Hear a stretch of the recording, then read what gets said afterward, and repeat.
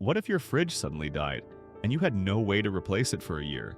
Most of us would face hunger fast, but imagine a solution perfected centuries ago. A secret room built right into the ground where food stays fresh for 12 months straight. No electricity needed, just clever design. This forgotten method holds the key to true food security. That sounds a little dramatic, doesn't it? But it's a reality we've forgotten. Just a couple of generations ago, this wasn't a secret technique. It was just how things were done. Before World War II, most families didn't have a humming refrigerator in their kitchen. They relied on something much older and honestly, much more reliable. But then we plugged everything in. We got used to the convenience of modern grocery stores and forgot how fragile that whole system is. A fridge made food storage feel effortless, but it also made us dependent. Suddenly, freshness was no longer something families planned for with seasons, cellars, jars, and careful storage. It became something handled by a motor behind a kitchen door. That convenience changed everything. We stopped thinking about where cool air comes from, how moisture affects food, or why apples and potatoes need different storage conditions. We traded skill for a switch, and most of us never noticed the trade until the lights went out. That is why these older methods feel so surprising today. They reveal how much knowledge used to be built directly into the home.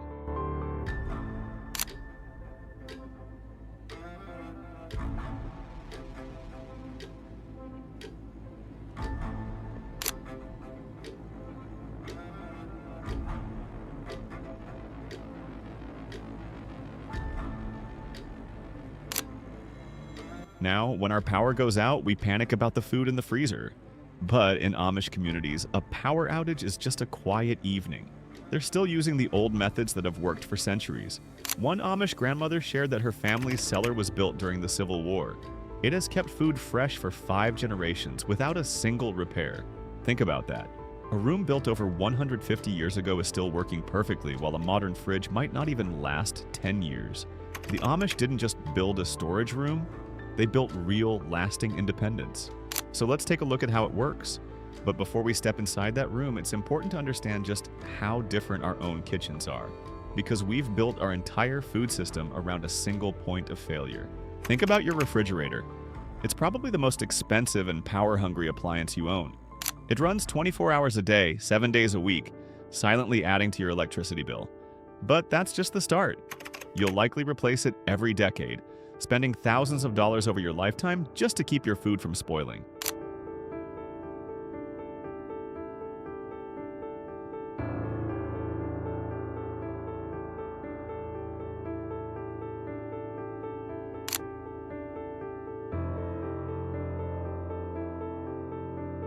It's like a subscription service you never realized you signed up for. And for all that money, what do you get? A system that's incredibly fragile. One bad storm, one fallen power line, or even a heat wave that overloads the grid, and suddenly your high-tech kitchen is useless. That expensive appliance becomes nothing more than an insulated box with a ticking clock. You have maybe 24 hours for the fridge, 48 for the freezer if you're lucky, hundreds of dollars of food, meat, dairy, frozen meals, all on the verge of being thrown in the trash. It's a race against time that we've all come to accept as normal. But this weakness isn't just in your home. It's everywhere. The entire modern food supply chain, from the refrigerated trucks that cross the country to the massive freezers at the grocery store, runs on that same fragile electrical grid. The whole system is built on the assumption that the power will always be on. We buy generators and coolers and ice chests, all just to patch up this fundamental flaw. But the Amish never bought into it.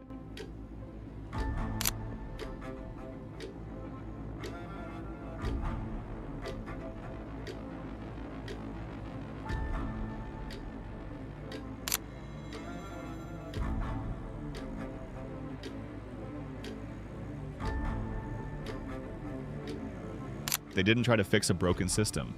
They stuck with one that was never broken in the first place. They built something that doesn't just survive a crisis, it ignores it completely. So what is this amazing piece of technology? It's a room dug into the earth. The whole idea is brilliantly simple. The ground itself is a natural refrigerator.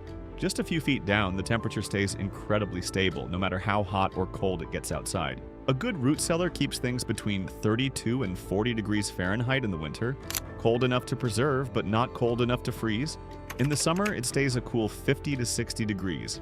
It's the perfect sweet spot for storing food, and it's all powered by the earth.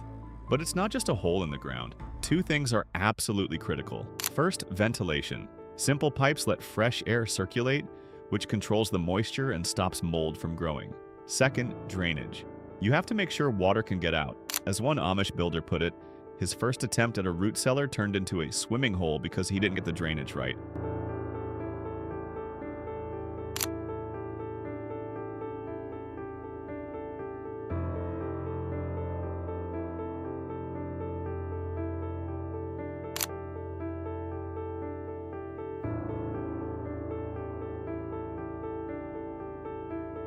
When you get it right, though, the results are incredible. We're talking about potatoes, carrots, and turnips staying fresh for up to 6 months. Onions and garlic can last for 8. One farmer said they'd still be eating crisp apples and firm potatoes in April from the harvest the fall before. This isn't just about survival, it's smart economics. One family figured they save around $1,800 a year just by eating from their cellar instead of buying expensive produce all winter. But the most remarkable part is how long these things last. A well-built cellar uses zero electricity and can be passed down for generations. Many have been in constant use for over 150 years. An Amish grandmother said her family's cellar was built during the Civil War. It's kept food for 5 generations without a single repair. Try getting that kind of service from a modern refrigerator. But a room is just a room until you know how to use it. And filling it isn't as simple as just tossing the harvest down the stairs. This is where generations of hard-won knowledge come into play.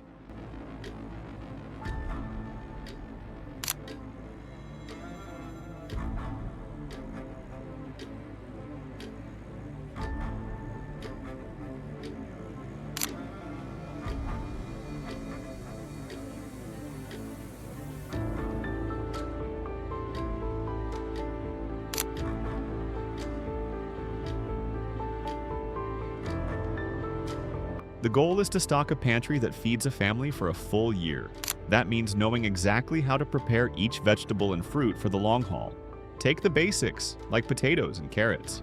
They can't just be piled up. To keep them firm and fresh, you first have to remove their leafy green tops.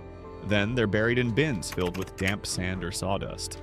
This simple trick maintains just the right amount of humidity, stopping them from drying out and shriveling up.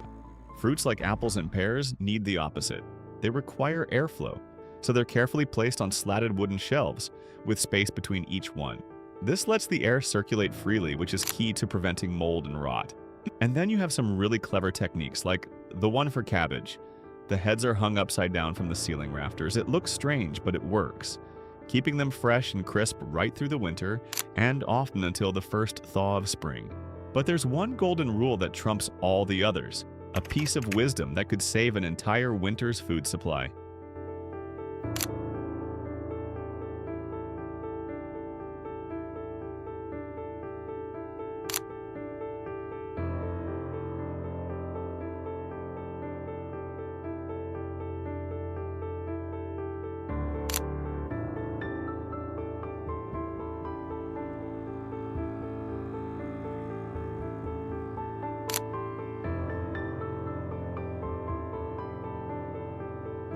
You never, ever store vegetables next to fruits like apples. It sounds like an old wives' tale, but it's based on simple science.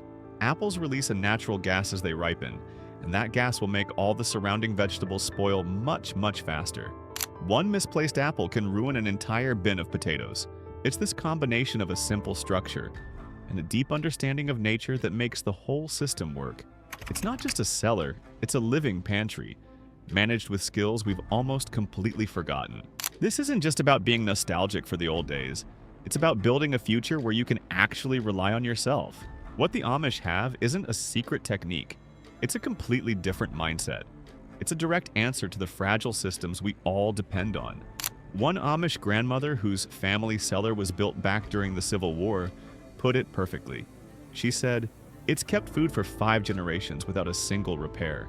Try getting that kind of service from a modern refrigerator? Think about that.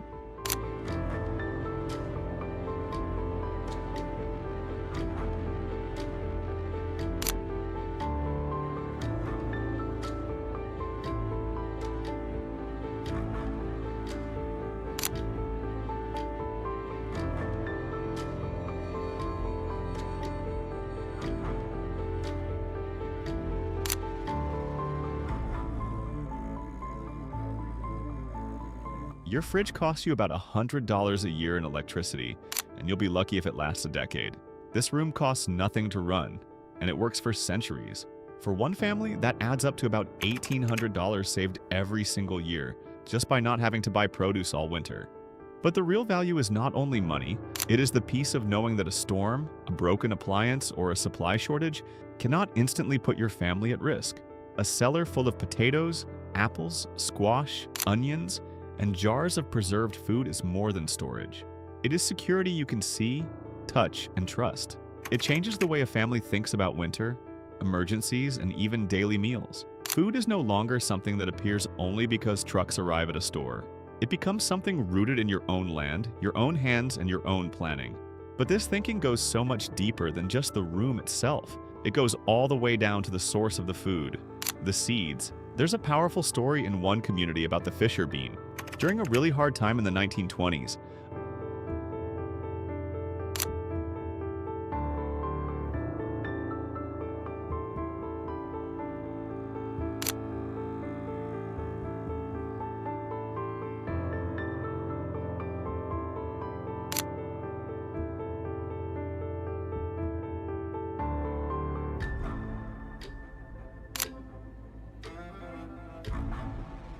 a family was forced to eat almost their entire bean harvest just to get by. All they saved were 7 beans. Just 7. From those 7 beans, they eventually regrew their entire crop. It's a variety they still grow today. That kind of self-reliance is almost unthinkable now. Since the early 1900s, big corporations have wiped out an estimated 93% of the seed varieties that were once available. We've lost the ability to be independent, but for the Amish, it's just common sense. As one farmer explained it, "My father called seeds interest on the garden bank account. He said, plant 1 bean and you harvest 60. You keep 10 for planting next year and you've earned 1,000% interest." That's not just farming, that's true freedom. We started by wondering what would happen if your everyday food systems just vanished overnight. We then saw how something as simple as a well-built root cellar, combined with age-old skills like saving your own seeds, offers a totally different answer. It's a way of living that doesn't just survive problems.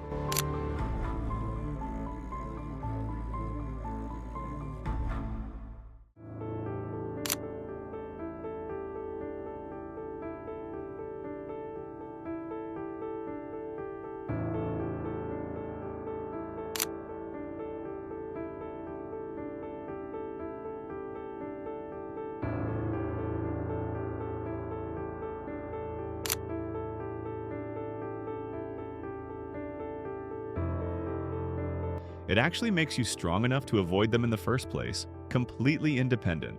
And that is the part worth paying attention to. A root cellar is not just a hole in the ground, and seed saving is not just an old gardening habit. Together, they represent a whole philosophy of control. You are no longer depending entirely on grocery shelves, delivery trucks, seed catalogs, refrigerated warehouses, or a perfectly working power grid. You have food stored where you live, seeds adapted to your own soil, and knowledge that cannot be shut off by a storm, a shortage, or a broken machine. That kind of security may look simple from the outside, but it is incredibly powerful. This isn't about looking backward with nostalgia, it's about building a smarter future.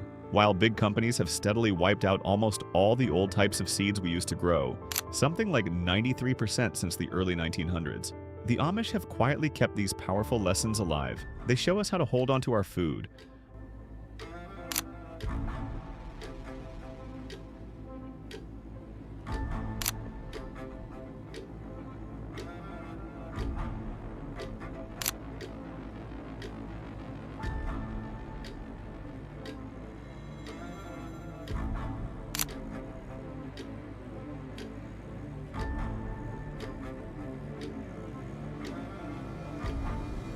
our unique seed varieties, and our vital independence. Think back to that initial fear of your fridge dying and all your food spoiling.